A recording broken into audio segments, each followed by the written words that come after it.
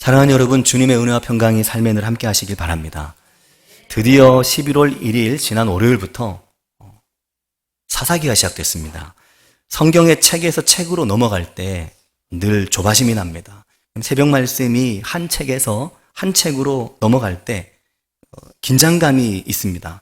왜냐하면 예전에 그 좋았던 느낌이 혹시 사라지면 어떡하나.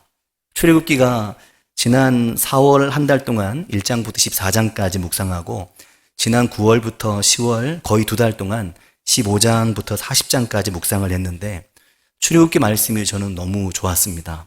그래서 새로운 책으로 사사기로 넘어가면서 예전에 그 은혜들이 계속 이어지면 좋은데 혹시나 안 그러면 어떡하나 이런 이제 염려가 있는 거죠.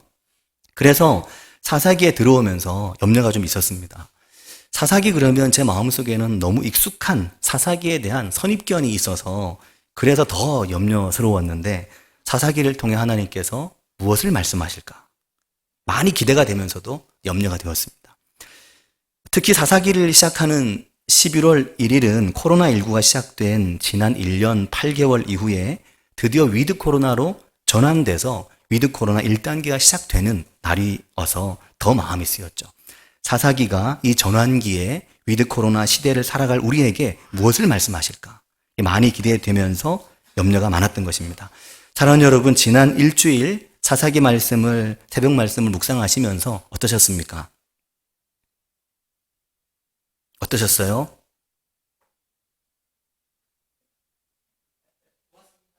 그렇죠. 좋았죠. 네, 좋았습니다.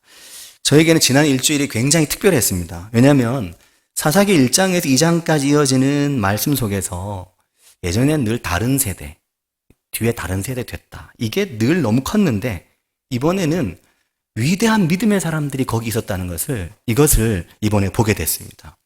그 위대한 믿음의 사람들이 결국 사사기의 그 시대를 버텨내고 하나님의 영광을 드러내며 그들이 그 시대에 울타리가 되었다는 것을 깨닫고 보게 되었기 때문입니다. 그들의 존재는 하나님의 역사에서 너무나도 귀한 것이고 전부였다. 사사기 2장 7절은 이렇게 말합니다. 백성이 여호수아가 사는 날 동안과 여호수아 뒤에 생존한 장로들, 곧 여호와께서 이스라엘을 위하여 행하신 모든 큰 일을 본 자들이 사는 날 동안에 여호와를 섬겼더라. 이렇게 말하거든요. 사사기의 믿음과 그 역사의 경계선이 아주 분명했습니다. 그들이 사는 날 동안이었습니다.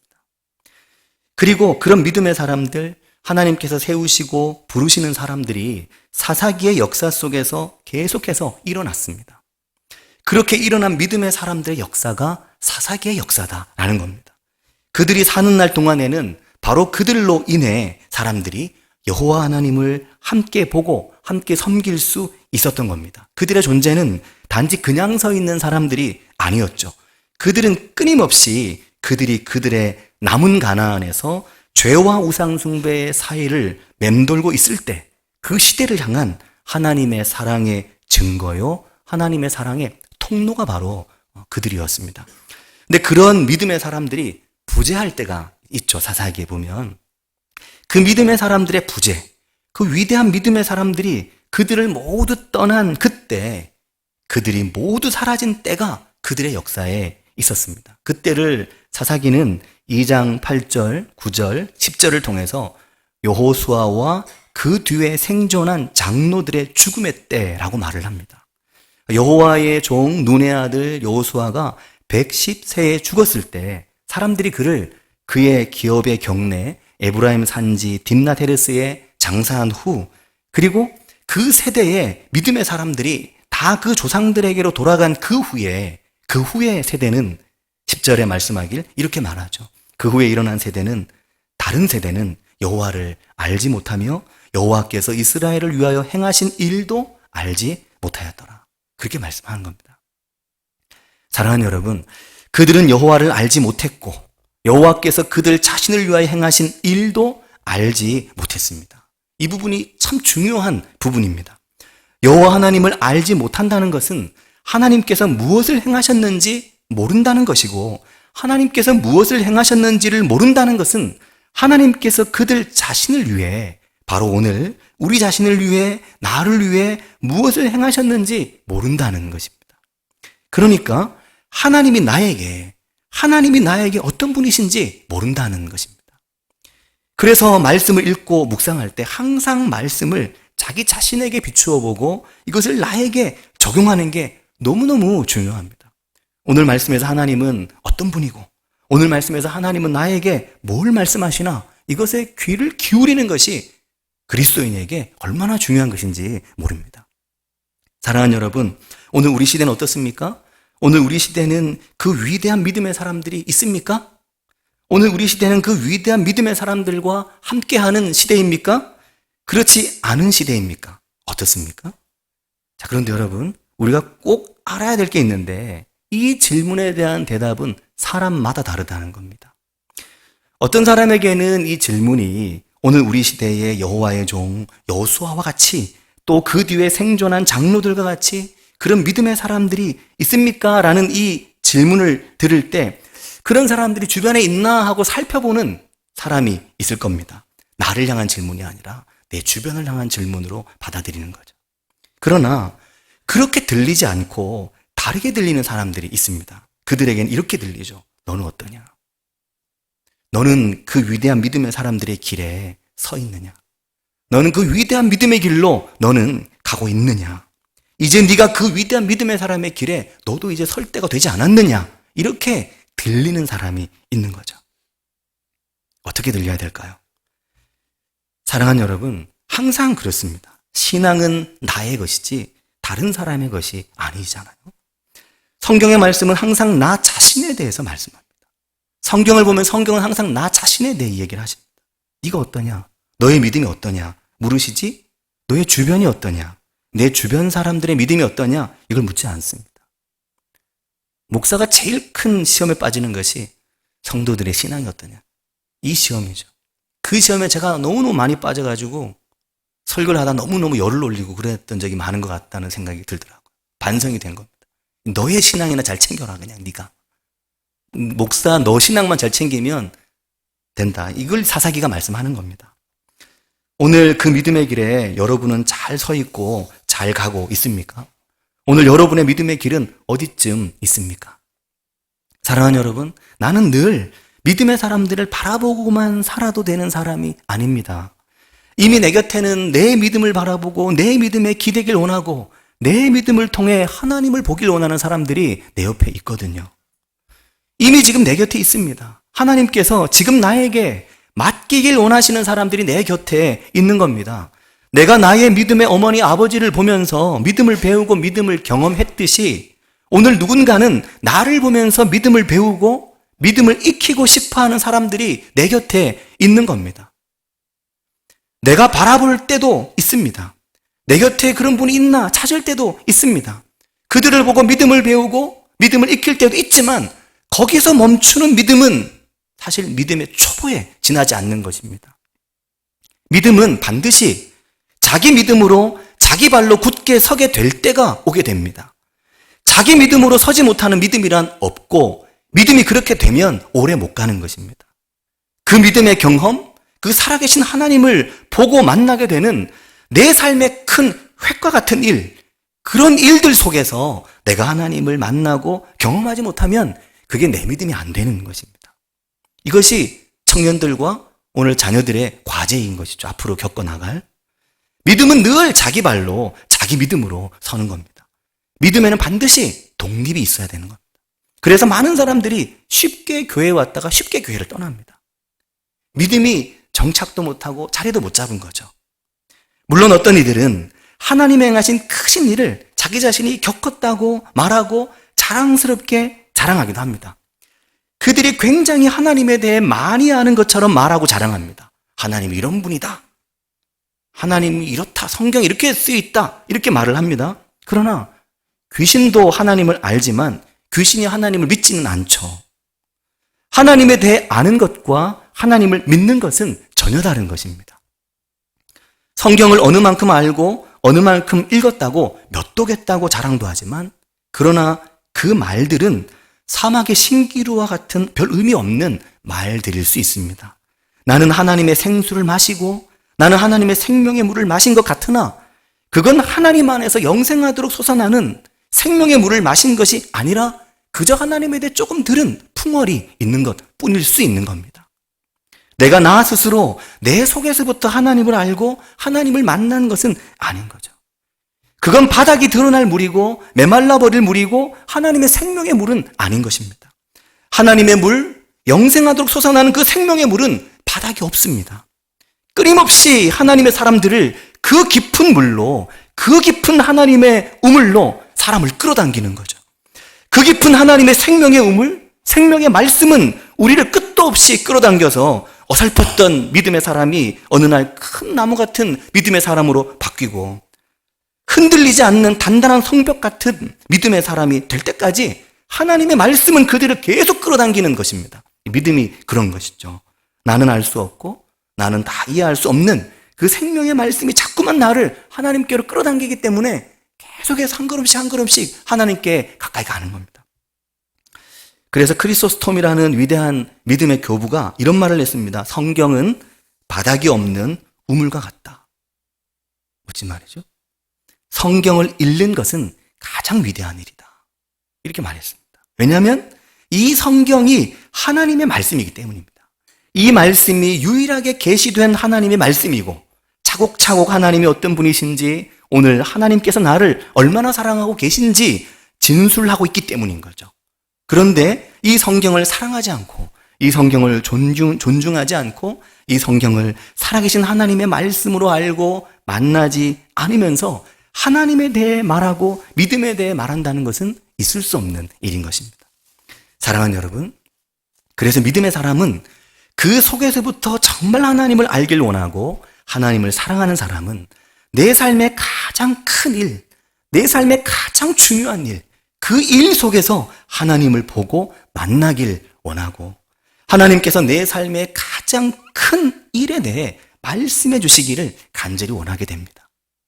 내 삶에 정말 큰일이 생겼을 때, 내 삶에 나도 어떻게 할 수 없는 일이 생겼을 때, 내가 감당할 수 없고 내가 견딜 수 없는 일이 내게 생겼을 때 믿음의 사람은 하나님께 나아가는 거죠. 이것이 그가 하나님의 믿음의 사람인지 아니면 그렇지 않은 사람인지 구분하는 유일한 기준입니다. 인생의 큰일을 만났을 때 방향을 하나님을 향하여 트는지 아니면 다른 곳으로 트는지. 사랑하는 여러분, 믿음의 사람은 자기 삶의 가장 큰 일에서 결국 그보다 더 크신 하나님, 내 인생의 문제보다 더 크신 하나님, 내 인생의 그 큰 문제로 인해 죽을 것 같았는데 그보다 더 크신 하나님이 내 곁에 오늘 계심을 발견한 사람들, 믿음의 사람들입니다. 삶에 문제가 생기면 더구나 그 문제가 감당하기 힘든 문제가 되거나 반복적으로 내 삶을 괴롭히는 힘든 문제를 만나면 하나님과 거리를 두고 교회와 거리를 두는 이들이 있습니다. 그렇게 해서 어떻게 크신 하나님을 볼 수 있을까요? 크신 하나님은 내 인생에 정말 큰 문제 속에 계시는 겁니다. 인간이 그렇게 하나님을 만납니다. 오늘 말씀 7절이 이렇게 말씀하죠. 백성이 여호수아가 사는 날 동안과 여호수아 뒤에 생존한 장로들 곧 여호와께서 이스라엘을 위하여 행하신 모든 큰 일, 모든 큰 일을 본 자들이, 목격한 자들이 사는 날 동안에 여호와를 섬겼더라. 아멘. 그 큰 일을 어디서 봅니까? 그 큰 일을 어디서 봅니까? 누구의 일이 나에게 큽니까? 어느 누구의 일도 나에게 크지 않습니다. 나라가 두 쪽 나도 내게 가장 큰 일은 아닙니다. 그런 분이 있을 수 있지만 내 삶의 가장 큰 일은 내 일이죠. 내 인생의 정말 큰 일, 나를 정말 아프게 하고 내 평생의 나의 상처 아픔이 되는 그 벅찬 일 속에서 크신 하나님을 만나는 겁니다. 사사기는 그것을 말씀하고 있습니다. 하나님은 우리 인생에 사사로이 그냥 지나가시는 분이 아니다. 하나님 우리 인생의 가장 큰 아픔에 대해 오늘 나에게 말씀하기를 원하고 계시는 겁니다. 그 일이 우리에게 가장 크니까요. 너에게 가장 큰 그 일에 하나님이 구경꾼 되고 싶지 않으신 거죠. 너의 인생의 가장 큰 일에 내가 말하고 싶은 겁니다. 근데 가장 큰 일이 생기면 귀를 안 기울이니 말을 할 수가 없는 거죠. 하나님이 믿음이 안 자라고 도태하게 되고 마는 겁니다. 내가 너의 그 큰 일보다 더 큰 내가 너의 아픔과 눈물보다 더 크다. 말씀하길 원하시는 거예요. 나의 남은 가나안, 그 나의 남은 가나안에서 세상으로 무너지든지 아니면 하나님을 향해 무너지는 것입니다. 사랑하는 여러분, 살면서 기도할 일이 얼마나 많습니까? 그러나 다 기도하지는 않습니다. 살면서 하나님의 말씀이 나에게 얼마나 필요합니까? 그러나 다 하나님의 말씀을 들으려고 하지 않습니다. 그런데 어제 말씀이었던 사사기 3장 1절, 2절 그리고 4절에 말씀하시기를 너희 중에 아직 전쟁을 알지 못하는 자들에게 너희들이 나의 말을 순종하는지 순종하지 않는지 이것을 알기 위해 너의 인생에 그 시련과 아픔과 남은 가나안을 두었다고 말씀하시는 거였습니다. 아직 전쟁 같은 인생을 겪어보지도 못한 너의 삶에 그 전쟁 같은 인생에서 네가 나를 사랑하는지 그렇지 않은지, 네가 나의 말을 순종하는지 그렇지 않은지 알기 위해 너의 삶의 그 모든 시험과 아직 남은 가나안이 있는 거다라고 3장이 어제 말씀하셨는데 보셨습니까? 그래서 믿음의 사람들은 하나님께 나아갑니다. 인생의 밤에 하나님께 더 가까이 가는 거죠. 내가 착하게 살고 못되게 살고는 두 번째 문제입니다. 인생의 밤에 하나님께 나아가는 거죠. 그래서 내 인생의 깊은 고난 속에서 하나님께 기도하는 그 기도를 배우는 겁니다. 그리고 말씀 속에서 크신 하나님을 조금씩 더 선명하게 보기 시작하는 겁니다. 그러니 하나님의 말씀을 안 들을 수 없고 기도를 하지 않을 수가 없는 것입니다. 오늘 유봉선 성도님과 김혜민 자매님이 세례를 받았는데 두 분 다 간증문을 너무 잘 써오셨습니다. 유봉선 성도님도 오늘 간증문을 내셨는데 너무 감동을 받게 써오셨어요. 근데 며칠 전에 혜민 자매님이 간증문을 먼저 내셨는데 혜민 자매님은 지난 7월 27일 아직 혜민 자매님이 나이가 어리죠. 남편 도현 형제를 주님의 품으로 보내드렸습니다. 혜민 자매에게는 아마 이보다 더 큰 일, 이보다 더 전쟁 같은 일이 없었을 것입니다. 도현 형제의 아버지 어머니이신 이용필 집사님, 정간순 집사님에게도 평생의 가장 큰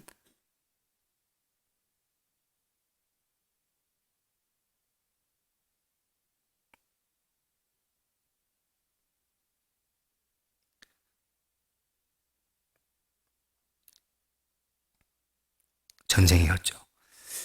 그런데 혜민 자매님이 세례를 받으면서 간증문을 썼습니다. 그 글이 너무 감동이 되더라고요. 제가 읽는 것보다는 혜민 자매님 직접 읽으면 더 전달이 좋겠지만 혜민 자매님에게 너무 힘든 일이라 제가 간증문 읽어드리려고 합니다. 저에 대한 칭찬도 있고 아주 좋더라고요. 저는 교회를 좋지 못한 시선으로 바라보던 때도 있었습니다. 그러던 중 남편이 암 진단을 받고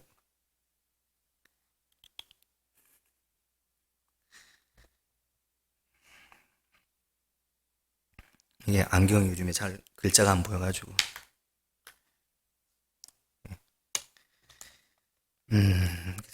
마음이 무척 힘든 시절을 보냈습니다. 그때 목사님과 양문교회를 만났습니다. 목사님은 당시 무교였던 저를 배려하셔서 납득할 수 있는 이야기로 저를 많이 위로해 주셨습니다. 그 일 후에 이런 교회라면 다닐 수 있겠다 하는 마음이 생겼습니다. 저는 정말로 양문교회가 아니었다면 교회를 다니지 않았을 것 같습니다. 그렇게 나가게 된 교회에서 제일 먼저 들린 말씀은 아이러니하게도 사죄의 선포였습니다.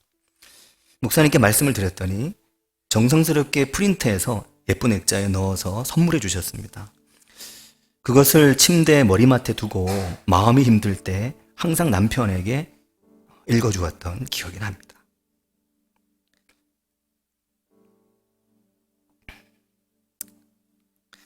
이는 그리스도 예수 안에 있는 생명의 성령의 법이 죄와 사망의 법에서 너를 해방하였습니다. 아멘. 투병 생활이 힘들었을 거라고 주변에서 이야기를 하지만 저희는 정말 행복하고 즐거웠습니다. 너무나도 귀중한 경험이었습니다. 그럴 수 있었던 것은 불안하고 힘든 마음 하나님께 기도로서 뱉어낼 수 있었기 때문입니다. 최대한 하나님께 내려놓고 마음을 재정비하였습니다.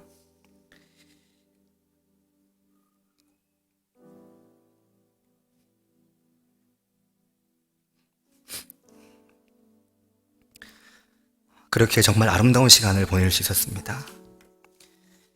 남편이 제 곁을 떠나고 나서 제일 큰 위로는 이제 아프지 않고 천국에서 행복하게 지내고 있다. 그 믿음과 우리가 하나님의 나라에서 다시 만날 것이다 하는 것이었습니다. 그 힘으로 지금까지 버티고 있는지도 모르겠습니다.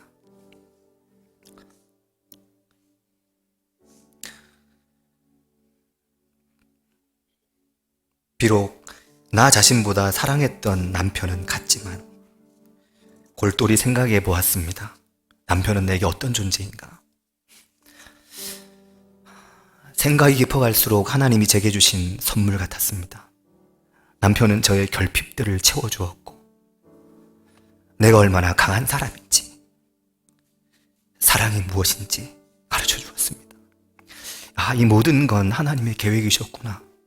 하나님의 계획하에 남편을 데려가셨고 나는 여기 이런 깨달음을 안고 남았구나. 제가 할 수 있는 것은 계획들을 잘 받아들이는 것이었습니다. 정말 큰 위안을 받았습니다. 덕분에 저는 하나님의 사랑도 이해할 수 있게 되었습니다. 십자가를 보고 있으면서 하나님 두 팔 벌려 나를 지켜주고 계시다는 상상을 줄곧 했습니다. 내 품 안에서 괜찮다 하시는 것 같았습니다. 앞으로 이 땅에서 남은 시간 동안 힘든 일은 또 오겠지만 그 모든 것이 하나님의 계획인 것을 압니다. 스스로 헤쳐나가 이겨보겠다란 오만도 없이 그저 묵묵히 받아들일 것입니다. 그렇게 시간을 보내다 보면 언젠가 천국의 문 앞에 다다를 그날이 오겠죠. 그날까지 하나님의 계획 하에 사랑 안에서 강하고 담대히 지내도록 하겠습니다. 저는 하나님의 품에서 모든 게 괜찮을 거란 확신이 있으니까요. 그동안 저희 가정을 응원해 주시고 기도해 주신 모든 분께 진심으로 감사드립니다.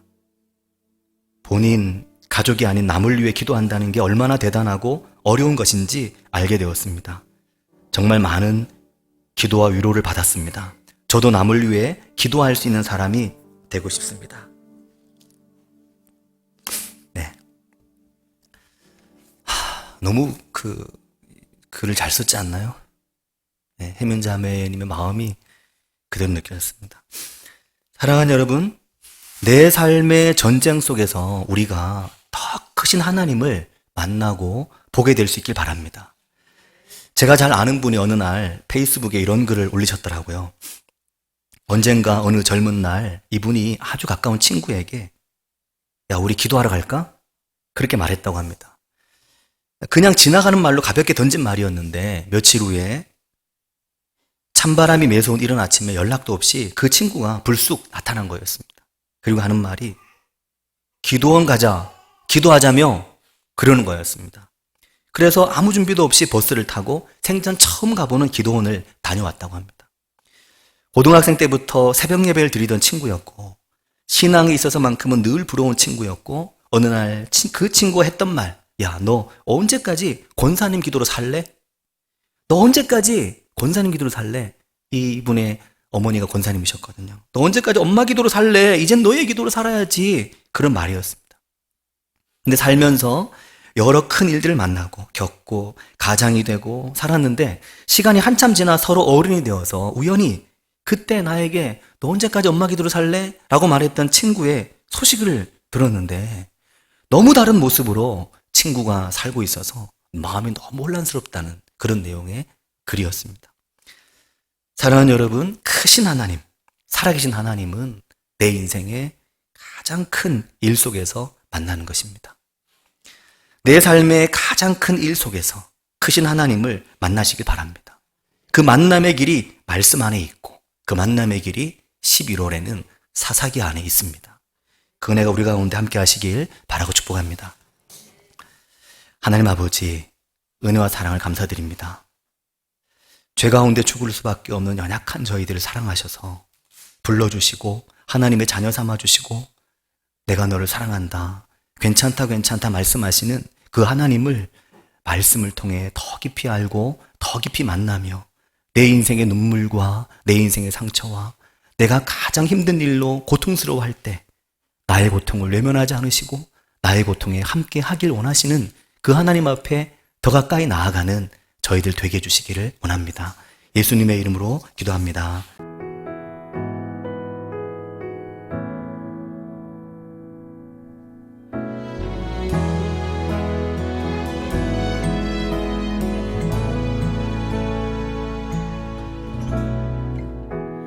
모든 것 아시는 주님, 나의 맘의 연약함 보시고 부족한 그 모습대로 주님 마음에 새겨주시네.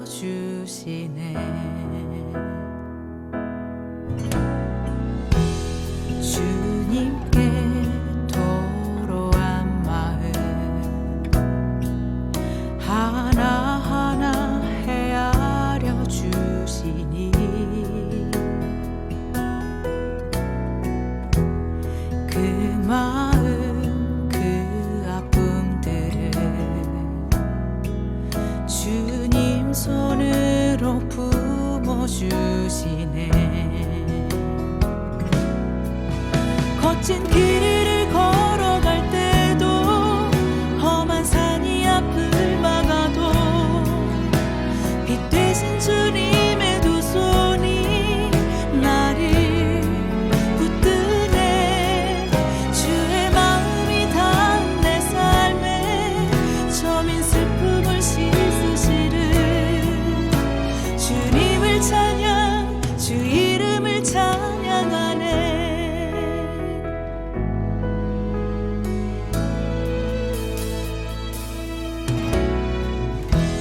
주님께 토로한 마음